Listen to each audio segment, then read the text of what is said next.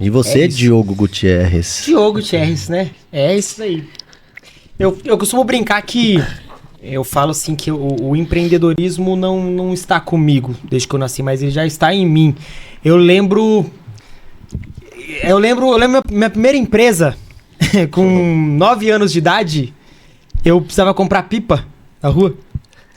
Aí não tinha pipa, não tinha dinheiro. Depois que eu já vendi todas as garrafas dentro de casa. Eu vim do Paraná e lá no Paraná era comum plantação de feijão, essas coisas aradas lá. Eu mexia com isso lá no sítio que a gente morava. Aqui não era comum. Um dia, brincando, a bola caiu num vizinho que eu olhei e vi um monte de feijão, assim. Quando faltou dinheiro, e era abandonado, assim. O feijão nasceu por si só ali. Quando faltou dinheiro, eu falei, rapaz, eu vou pegar esses feijão, eu vou vender isso aqui. Só que era muito feijão. E quem já debuiou feijão, que tá assistindo aí, sabe. Você deixa pra secar e depois pra debuiar é um trabalho da bexiga. Juntei tudo da molecada da rua. Coloquei tudo pra debuiar. Falei, o que der de dinheiro isso aqui não é compra de pipa. Então, assim, já tava em mim o negócio do empreendedorismo, sabe? Mas a pipa era pra vocês venderem posteriormente ou era pra vocês brincarem? Era pra brincar, mas era pra vocês dinheiro. mesmos? Mas não tinha o dinheiro. Já tinha vendido, eu também, assim como o Gerola, eu vendi uma condição muito humilde, mas muito humilde mesmo, assim. Pela misericórdia de Deus, eu não falo que eu cheguei a passar fome, mas eu cheguei a ter um dia dentro de casa pra mim ter arroz, só pra comer literalmente arroz e nem óleo, arroz e água, sem sal, era o que eu tive. Né? Já passei por essa situação, vindo a infância muito difícil, muito sofrida. E aí o empreendedorismo tava em mim, e a gente já viveu isso. Então, assim, eu em vários momentos da minha vida, eu passei por empreendedorismo. Toda vez que eu sentia que tinha um teto colocado sobre a minha cabeça, eu não conseguia ficar. Tanto que eu trabalhei registrado uma vez só na minha vida e foi 1 ano só. Não consegui mais ficar, né? Passei por uma situação muito constrangedora lá dentro e eu falei, não quero isso pra minha vida. Então eu trabalhei muito em outras empresas, mas até quando eu trabalhava em outras empresas eu era PJ. Sempre fui. Mas em si a barbearia, como que ela apareceu na nossa vida? Tem o Wesley, que é meu sócio, é co-host aqui também no Pod7 com a gente. Ele é meu padrinho de casamento. A gente se conheceu na igreja, eu tenho amizade com ele há quase 15 anos aí. A gente se conheceu na igreja. Ele é meu padrinho de casamento. E teve uma época da vida dele que a esposa dele tinha batido a cabeça e ela tinha dores de cabeça forte e tal. E ele era vidraceiro já há quase 10 anos. Só que ele tinha que começar a sair muito do trabalho pra levar ela pro hospital quando ela tinha as crises de dor de cabeça. Que estavam fazendo tomografia, tentando entender o que tinha acontecido, porque ela tinha batido a cabeça muito forte e direto tinha. E eu tava com a cirurgia de ligamento cruzado pra fazer. Né? Jogando bola, jogava bola desde pequeno também, era pra ser jogador, não fui, operei 3 vezes, tenho 3 cirurgias de ligamento cruzado, e eu tava pra operar. E aí nesse período o Wesley ia muito em casa, a gente tava muito próximo. Aí um dia eu olhei pra ele com esse negócio do empreendedorismo, eu sempre tinha. Se eu trabalhava em firma, eu vendia perfume, eu vendia alguma coisa, sempre tinha uma renda extra, um empreendedorismo, eu tinha facilidade em melhorar processos, em otimizar. Eu olhava um negócio e eu falava, cara, esse negócio tá bom, mas se ele fizesse assim, ele conseguiria o dobro de resultado. Sempre tive muita facilidade. E um dia conversando com o Wesley, falei, Wesley, como você imagina a sua vida daqui 5 anos? O que você pretende pro seu futuro, pra sua esposa, pra sua família? O que você pensa? Aí ele falou, tá aí, cara, eu nunca parei pra pensar nisso. A maioria das pessoas não param pra pensar o que será de mim em 5 anos, né? Pra frente. E aí ele falou, cara, tá aí. Eu falei, então, cara, porque, sei lá, eu tinha muita vontade de ir pra fora do Brasil. Muita. Então eu já tinha pesquisado passagem, lugares, o que fazer. E eu falei, cara, olha, eu não sei exatamente o que, mas eu tenho muita vontade de ir pra fora do país. Mas só que eu tenho vontade de ir pra fora do país trabalhar pra mim. Eu nunca consegui trabalhar pra alguém. Como eu falei, em empresas eu trabalhava pra alguém, mas eu era PJ. Então eu tinha a minha liberdade, eu que fazia a minha remuneração, sempre foi dessa maneira. E o Wesley falou, cara, tá aí, você tocou num ponto. Ir pra fora do país é uma coisa que eu também... que mexe comigo. E eu tinha um amigo que tinha acabado de ir pra Irlanda. Ele tava em Dublin. Falei, cara, tem um amigo meu que tá na Irlanda, poder aquisitivo é bom, poder de compra é muito bom. O que você acha de a gente ir pra lá e montar alguma coisa? Ele, tá bom, mas o quê? Eu vinha de uma empresa de 10 anos têxtil e ele 10 anos vidro. Então... diferentes. Totalmente ramos diferentes. E aí eu falei, cara, vou fazer assim, vou fazer uma pesquisa de mercado, vou ver o que dá pra gente fazer e vou trazer opções pra gente conversar. Meio que começou reuniões de negócio ali. Aí eu vou atrás de números. O Café brinca que eu sou híbrido. Eu gosto muito de pessoas, mas eu sou dos números. Então eu não sou nem de exatas e nem de humanas. Eu sou os híbridos. Mas isso é ótimo, porque tem um equilíbrio. É verdade. E aí eu voltei, nós trouxemos algumas opções e uma das opções era a barbearia. Falei, por que barbearia, Wesley? Tá numa ascensão muito grande, era mais ou menos nesse ano que o Girola começou também, 2015, 2016. Tava numa ascensão muito grande do movimento barbershop no Brasil. Cultura americana veio muito forte pra cá, né? Trazendo os degradês muito fortes, se intensificando. Aí as grandes referências começaram as épocas de workshop que trouxeram. Foi Alan Calisto, Lele Flash Power, Jill Black. Começaram esse movimento muito forte de barbearia e a internet começou a pegar, que era só o Facebook e o Instagram começou a ser rodado. Então a divulgação começou a ser maior. Falei, e a gente aprendendo é o que o Japa Old School sempre falou. Com a máquina e uma tesoura, em qualquer lugar do mundo, você tem uma profissão. É verdade. Porque em qualquer lugar do mundo tem cabelo pra ser cortado. Isso mesmo. E eu falei, Wesley, então a gente tem aqui uma profissão em ascensão, a gente vai ter uma disponibilidade geográfica em qualquer lugar do mundo que a gente for, a gente leva esse dom com a gente. E em Dublin, pra onde a gente tá indo, é um encontro muito grande de brasileiros. Muitos brasileiros vão fazer intercâmbio em Dublin. Sim. Falei, então até a gente pegar a língua também, a gente vai cortar de muito brasileiro lá. Porque o barbeiro brasileiro, ele é diferente. Diferenciado, isso aí mesmo. Ele é diferenciado. Ah, as técnicas vêm de lá, as tendências vêm de lá. Mas a diferenciação é aqui no Brasil. É. Então, quando o brasileiro chega lá fora, a gente consegue ter esse destaque lá fora. Então, até o pessoal lá dá mais valor pra quem vem do Brasil. Eu falei, então vamos fazer isso, vamos. Aí vai eu de novo. E quanto custa isso tudo, né? Lá vai você pros Vai números, eu fazer pros números toda de uma novo. Falei, pra análise gente se entrar- seria viável ou não. Pra entrar de forma legal, pra ser viável, pra se manter por pelo menos 6 meses. Na época, era 50 mil por casal. E a gente não dispunha desse dinheiro. Então tive que ter um plano B. Então a gente falou assim, ó, a gente vai ver de barbearia? A gente vai, você vai fazer o curso. O Wesley fez primeiro porque eu já tava pra operar. E aí, na verdade, eu tava operado já nessa hora, nesse meio termo todo. Então você vai fazer, porque eu tô operado, não consigo. A gente vai começar a trabalhar aqui, levanta o dinheiro e vai.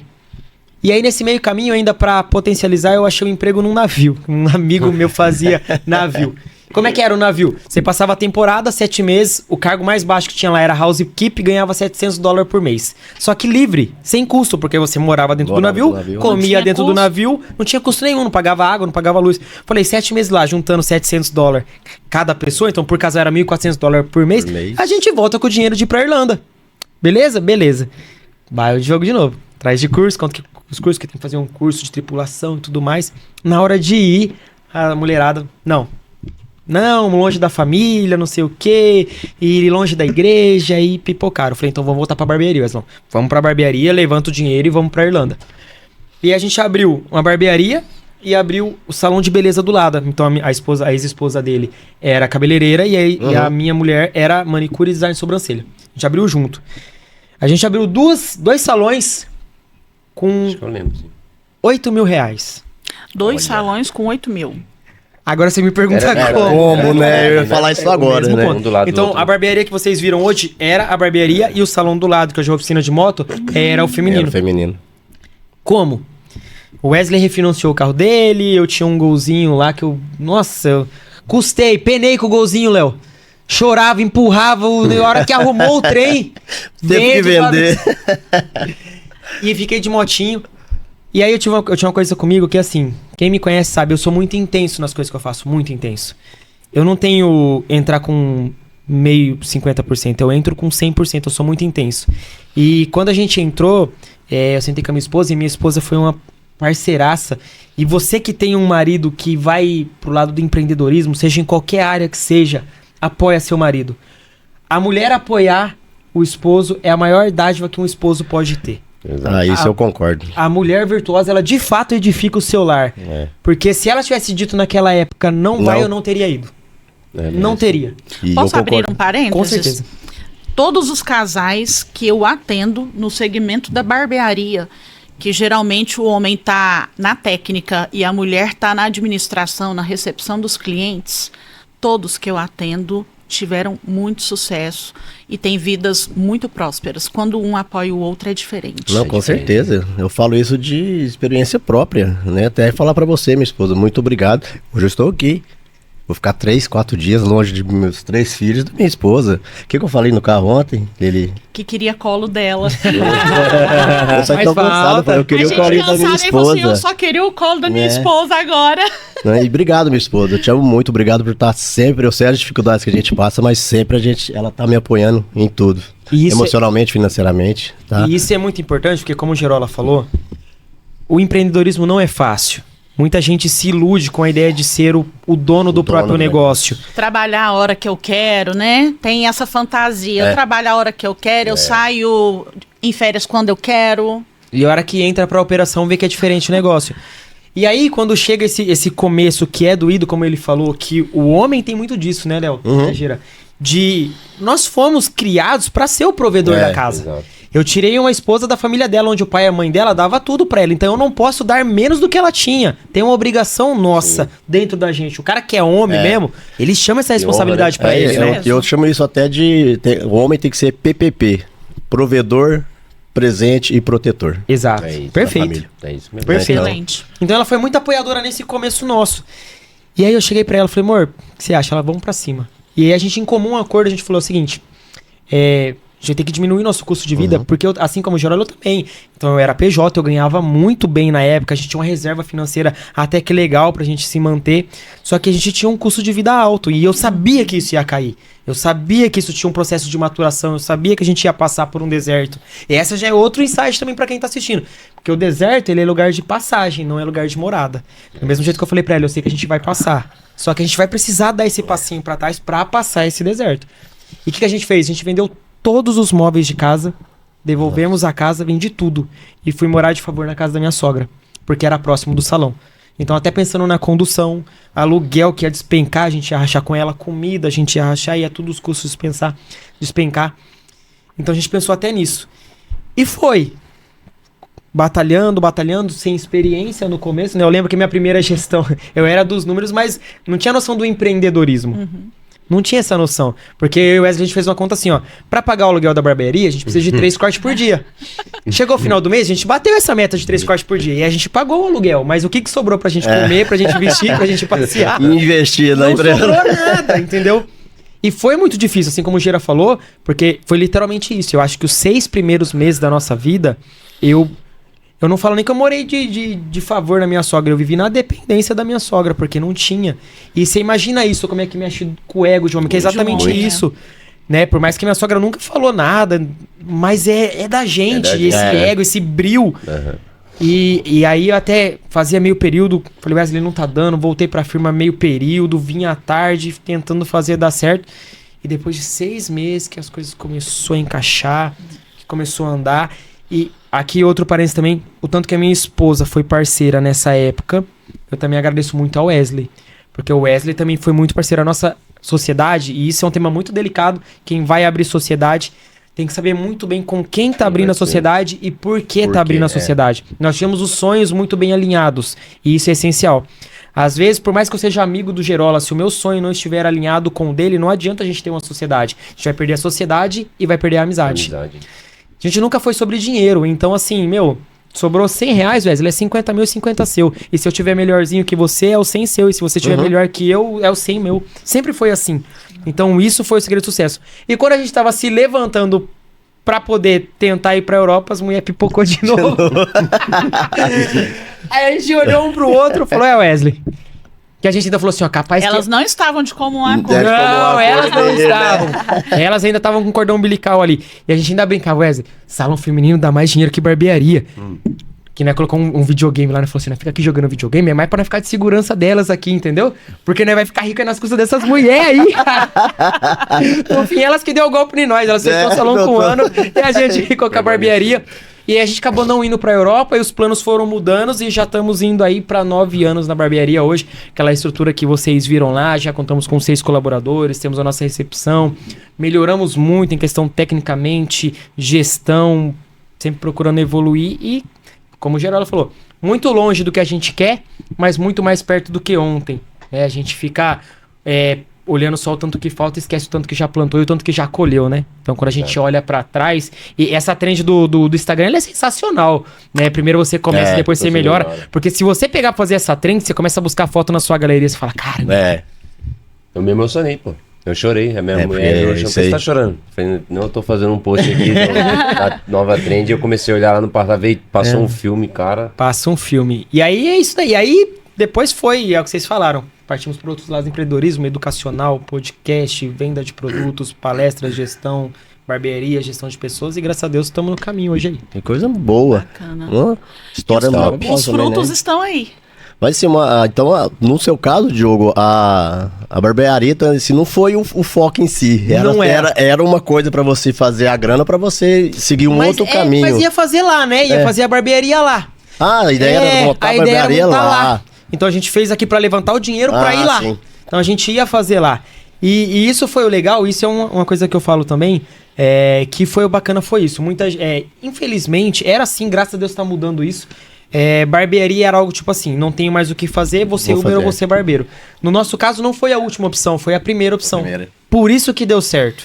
Porque a gente realmente entrou de cabeça, entrou 100% pra fazer isso dar certo. Porque quando você entra como última opção, quem não sabe onde quer ir, qualquer lugar serve. Isso mesmo. Então o que acontece? É a última opção, se não der certo, do mesmo jeito que eu virei barbeiro, viro Uber, faço outra coisa, volto pra tal coisa, e aí não vai dar certo, porque você não queimou seus barcos. Né? No livro da Arte da Guerra, eu já falei isso aqui num dos podcasts, na Arte da Guerra era assim, o pessoal ia pra guerra. A hora que chegava na ilha, que o general, a primeira coisa que ele falava, queima os barcos. Mas como assim? Se o exército for mais poderoso, se o exército ainda tiver que ir embora? Aí ele falou, é isso, não tem como ir, cara. Não tem como voltar, né? Ganha. Não tem pra onde voltar. E é por isso que tem dado certo. Top. E é interessante porque na sua situação eram 4 pessoas que tinham o mesmo sonho. Exato. As 4 pessoas se uniram e fizeram dar certo. Porque por mais que as esposas ficassem ali pelo período de 1 ano no salão, mas com toda certeza elas estavam apoiando vocês na caminhada da barbearia, né? Estavam, com certeza. Ajudou muito. Demais. Isso, infelizmente, a gente vê muito barbeiro hoje deixando a profissão porque não tem esse apoio em casa. Não tem, né? Infelizmente. Porque se você vê que tá começando a prejudicar a sua relação, o que você vai priorizar? Se só tem briga em casa, sua mulher não entende, aí você tem, igual você tá falando, você tá 4 dias fora de casa. Se a sua mulher fala, e aí, não quero mais, e aí?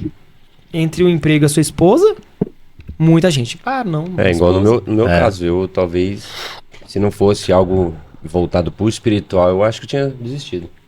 E mesmo porque vocês dois enfrentaram situações que as esposas estavam ao lado, e a gente percebe que nessas situações que acontecem as separações. Porque exatamente, né? Teve parceiro que falou que separou porque a mulher não estava alinhada com ele. Ele falou, então, pra mim não serve. E ao contrário, graças a Deus, as esposas de vocês entenderam e falou, estaremos juntas em momentos bons e não tão bons. Porque não é fácil, né? Então, assim, principalmente quando a vida conjugal passa por dificuldades financeiras, né? O amor é muito difícil ser mantido por uma falta de financeiro, né? E nós homens, igual a gente falou que a gente gosta de ser provedor, é um desafio, igual o Geraldo falou assim, que você não ter condições de pôr alimento dentro da sua casa para os seus filhos. É triste, cara. É doloroso pra gente até receber ajuda.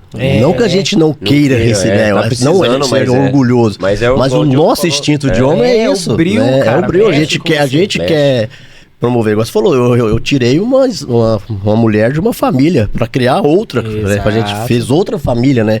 Então, assim, é complicado, é doloroso, é desafiante. E graças a Deus, pelo menos as 3 esposas nossas aqui acreditam no nosso propósito, né? E estão do nosso lado. Minha esposa ama, né? ela ama ir pros eventos, pros podcasts. Ela tá aí 1 ano e meio fora, porque a minha bebê nasceu, né? Então, na reta final que ela tava grávida, o último evento que ela foi a Barbie Week, retrasada.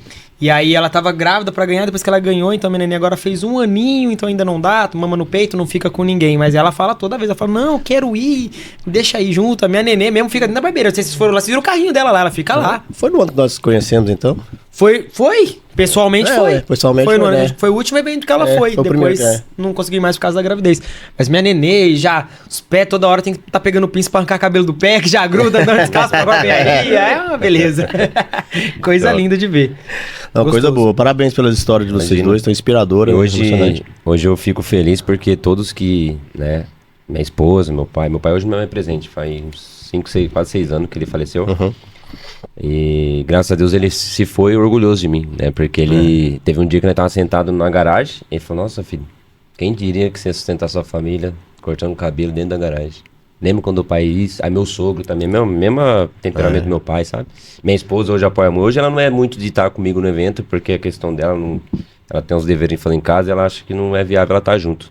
Mas ela me apoia muito. Ela Mas falou, nos bastidores ela tá contigo, ela provou isso nos momentos hoje ela trabalha difíceis, comigo, né? hoje ela trabalha comigo, tá lá me apoiando, fala, vai ter um curso assim, eu vou fazer, faz. Porque hoje ela sabe da importância, né? Ela sabe o quanto isso mudou e vem mudando a nossa história, vem mudando a nossa vida. Então hoje eu tô muito feliz porque os que lá no começo sentiu um gosto que não queria me apoiar, hoje têm orgulho de mim. E querendo ou não, a gente tá falando, se não tiver muito alinhado o propósito, durante o começo da carreira, você escuta muitos comentários pejorativos, tem mais gente pra jogar pra baixo que pra jogar pra cima. Com certeza. Você escuta falar, o que você falou, eu ouvi. Vai sustentar sua família cortando cabelo? É isso mesmo? Né? Você acha que isso é uma profissão? E assim, eu fico pensando, se eu ouvi isso, imagina o que talvez a minha esposa não deve ter ouvido, que ela nem deixou chegar em mim. Exato. Ela filtrou certeza, e não deixou né? chegar em Mandou você. por isso, né? Porque se eu escutei isso, imagina o tanto de É. coisa que ela, sabendo que ia me machucar, não deixou chegar em mim. Tanto de coisa que ela falou, que ela ouviu também. Então imagina, isso é... Eu Cara, acredito sim muito, porque eu acho que nem questão também, Simão. Claro que o nosso canal é mais voltado pra barbearia, mas a nossa cultura é essa, né? Se você não estiver estudando, fizer uma pós-graduação, uma graduação, você não serve pro mercado. Serve. Exato. Né? Como se barbeiro não estudasse, geral. Como se um estudo, uma gestão financeira, um corte de tesouros, isso aí teria que ter uma faculdade com diploma e tudo para ser certeza. valorizado igual. Inclusive, já foi tema de Pelo amor de discussão Deus. nosso. Eu já perguntei até como que a profissão de barbeiro, ela surgiu junto com os dentistas, né? Isso. Aonde será que... O que aconteceu que saiu dos cílios? Que o dentista foi pra uma faculdade e o barbeiro não, né, cara? Onde que era o barbeiro que fazia a extração dos dentes, Onde que foi o erro, né, cara? Cirurgias, outros. Quem estuda a história da barbearia sabe muito bem disso. Era responsabilidade dele extração de dente, até Pequenas na questão suturas. espiritual, ele também era responsável. Algumas épocas, algumas denominações, algumas regiões, eles entendiam que raspar o cabelo expulsava os demônios. Exatamente. Olha, que Acredita legal. nisso? O Egito mesmo, por isso que eles eram carecas, que eles acreditavam que através do cabelo, se deixasse o cabelo, através dos cabelos entrariam... Porque o piolho era uma praga, então era considerado também um demônio. Então ele estava amaldiçoado. Amaldiçoado. E na Grécia Antiga tinha a questão da barba. Quanto Era maior barba, era a né? barba, maior era o nível de sabedoria que o homem tinha. Interessante. Interessante. Interessantíssimo. Pois é. Quero agora entender, já que vocês dois hoje têm tantas atividades para fazer na barbearia, cortar cabelo ainda é prioridade para vocês? É algo que ainda encanta vocês? Ou existe alguma outra atividade dentro do segmento que vocês falam, isso é o que me motiva, que enche o meu coração de alegria? Bora, Gira. Bom, no meu caso, né, Diogo, acredito que ele vai falar um pouquinho diferente, mas no meu caso, ainda eu acredito que cortar cabelo é prioridade, mas tem um entre parênteses, não viver no operacional, Sim. mas cortar cabelo sim, por quê? Hoje, o mercado está dividido em relação à especialidade e identidade, então a minha especialidade, a minha identidade hoje é cortes na tesoura. Então, o corte de cabelo faz Totalmente parte ligado, e né? é prioridade. Sim. Então, não tem como eu ter entrado no ramo da educação a não ser ensinar corte de cabelo, porque é a minha especialidade hoje. Sim, Então, nem vou falar muito, porque o Diogo depois fala da especialidade dele. sim. Então, pra mim ainda né? Prioridade corte de cabelo. Mas viver do operacional, hoje eu já não tenho mais essa visão, porque eu preciso dessa liberdade pra mim viver mais ainda do educacional, que é sair fora do corte de cabelo em si, ali, do operacional, e viver do corte de cabelo educacional. E a gente já até conversou sobre isso, né, Gerola, né? Você fala Sim. que, né, estava em busca de novos colaboradores, até Sim. para ter tempo mesmo para poder Porque organizar cortar cabelo, isso. eu né? amo cortar cabelo. Mas dessa forma, sabe? Agora eu me achei e me especializei nessa área. Eu acredito, Sabe? assim, igual você falou, o corte de cabelo, ele sempre vai ser a sua prioridade, Sim. mas não no operacional, Isso. educando, Educando, né? Exato.